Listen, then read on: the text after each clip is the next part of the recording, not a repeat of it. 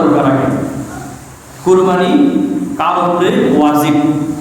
যার উপরে নিসাব পরিমাণ সম্পদ হয়েছে, নিসাব ভাঙে দিলে বুঝতে হবে কি জ্ঞান করে বলি আমি, প্রয়োজনের অতিরিক্ত 52.5 তোলা রৌপ্য বা 7 তোলা স্বর্ণ, যেটাকে বর্তমান বাজারে রৌপ্যর পরিমাণে ধরা হয় 90,000 টাকা।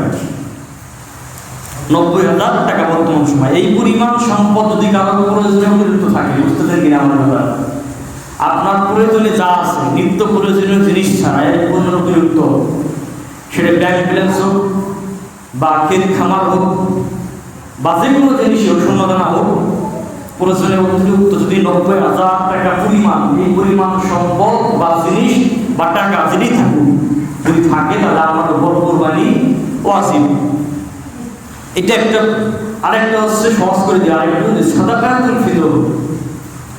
সাদাকাতুল ফিতর যার উপর ওয়াজিব, কুরবানি তার উপর ওয়াজিব। যারা রমজান মাসে ফিতরা দিয়েছি কিনা আমরা, যারা রমজান মাসে ফিতরা দিয়েছেন তাদের উপরে কুরবানি ওয়াজিব। একই মাসলা, কুরবানি যার উপরে ওয়াজিব তার উপরে ফিতরা ওয়াজিব, যার উপরে ফিতরা ওয়াজিব তার উপরে কুরবানি ওয়াজিব।